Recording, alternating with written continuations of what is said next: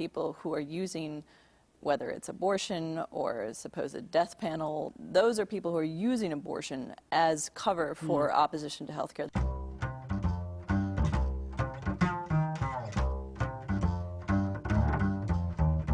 This is Faith Complex, hosted by Professor Jacques Berlinerblau of Georgetown University. Hello, my name is Jacques Berlinerblau of Georgetown University, and you're watching Faith Complex. Joining us today is senior editor for Time magazine, Ms. Amy Sullivan. Ms. Amy Sullivan is author of The Party Faithful: How and Why Democrats Are Closing the God Gap.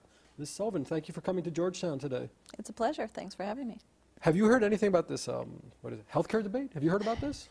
There are many physicians that would make the argument that healthcare constitutes something of a human right. Is healthcare in and of itself a human right? Even if it's not necessarily a human right, there are a lot of people making the argument that healthcare is a moral issue. And certainly that's what you're hearing from a lot of the religious groups that are involved in the lobbying in support of healthcare reform. In support of, right. Yes, and in fact it's a phrase that you heard President Obama use in his address to Congress just a few weeks ago, quoting the late Senator Ted Kennedy saying that this is a moral issue. That's the language that's been used a lot, and it's been used even by leaders of the Catholic Church. Right, so we shouldn't look at the Catholic Church as categorically opposed to any form of healthcare reform. That would be an error. Oh, far from it. No. In fact, the bishops have been calling for universal health care for a number of decades now. For them to come out and state that this is a moral imperative, in fact, Archbishop Wuerl here in Washington thinks that healthcare reform needs to cover immigrants, whether they're legal or not. Now, obviously, we're not there. Is the right wing, and let's assume these are opponents of healthcare reform, are they couching their counter-arguments in religious terms, as far as you can tell? Not necessarily. I mean, the large sticking point for many religious Americans is whether abortion will be covered. Was there an effort on the part of the Obama administration to not let the abortion issue crawl into this one, knowing how divisive it is in American politics? This seems to have been a debate that they didn't quite see coming, or if they did, they weren't sure how to head off. So here are some statistics for you. Nearly 45,000 people in the United States die each year because they lack proper health care. The United States ranks 50th, somehow, 50th in length of life. It strikes me that healthcare reform is a life issue, and pro-life forces should be interested in getting on the bandwagon, but apparently they're not. Why is that? Well, that is actually the argument that many Catholics make of why they support the idea of universal health care. And again, I think it's important to keep in mind that there are a lot of supporters of health care reform who have been holding back specifically because they aren't sure how abortion is handled in this particular proposal that's up on the Hill. But they are potential supporters of a final effort should they have their concerns about abortion taken care of. And it's in fact the very reason that a lot of Catholic bishops are starting to refer to themselves as whole life, not just pro-life. And their argument is they are opposed to abortion, but they also believe that you should provide for the whole, what Cardinal Bernardine used to call the seamless garment of life. And what distinguishes a professor from a journalist, well, there are a variety of things, but you journalists actually go out there and see people and speak to people, whereas for us it's a little more abstract and theoretical.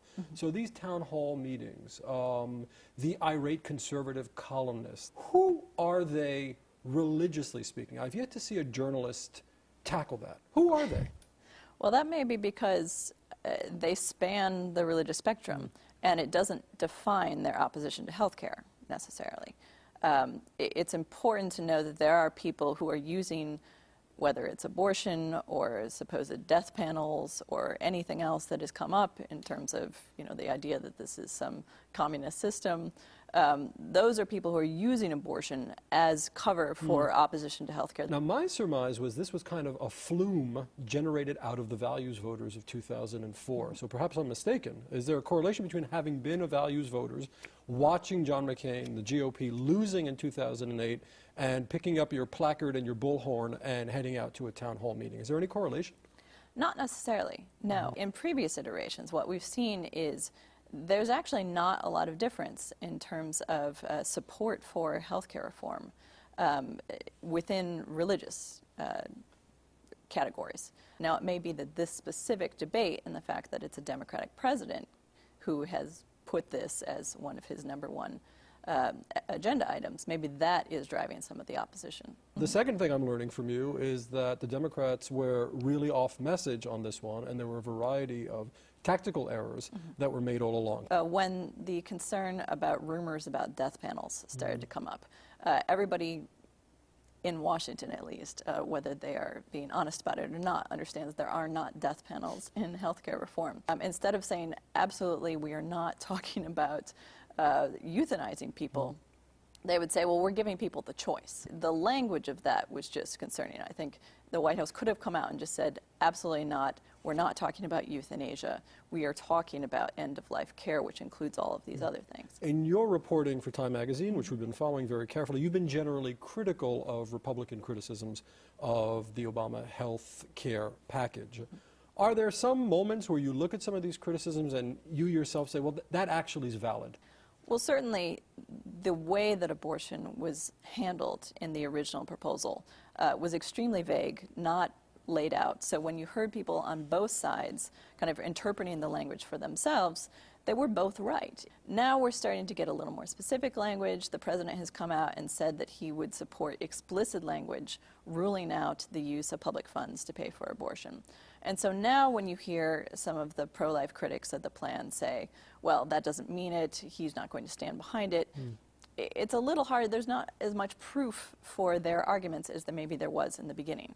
Okay, here's some statistics. Estimates show that 27% of Medicare's annual $327 billion budget goes to care for patients in their final year of life. You mentioned the term euthanize, and here I'm going to channel my inner non-believer, my inner atheist, and I'm going to ask you, is there something about the way we religiously inflect every single discussion in this country that is preventing us from facing what we might call the cold, harsh realities, that at a certain point, life might not even be worth living? It has been surprising to me since in much of my reporting come across evangelicals for whom this life that we live here is definitely seen as just temporary. I mean, this is kind of core to evangelical theology, that this is a life so that you can get to eternal life. And in fact, in many evangelical cultures, funerals are seen as more, if somebody has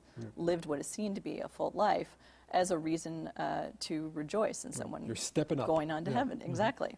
And so it's a little unusual that we have focused so much on trying to hold on to the life that we have here. I would say there is something about the national discourse. I wouldn't necessarily pin it on religious voices. We do need a national conversation maybe about the quality of life, what it means to live as much as what it means to die. And that's precisely what some of these provisions in healthcare reform are trying to get at. So when you file stories in 2010 at the midterm elections, what do you think you're going to be writing about as we look back at the summer of 2009? I'm not sure healthcare actually is going to matter that much. It will certainly be brought up by both sides, some claiming credit, some pointing the finger of blame.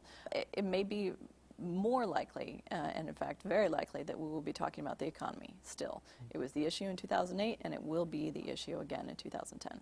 Amy Sullivan, author of The Party Faithful and intrepid Time magazine reporter, thank you so much for explaining this all to us. Thank you for having me here.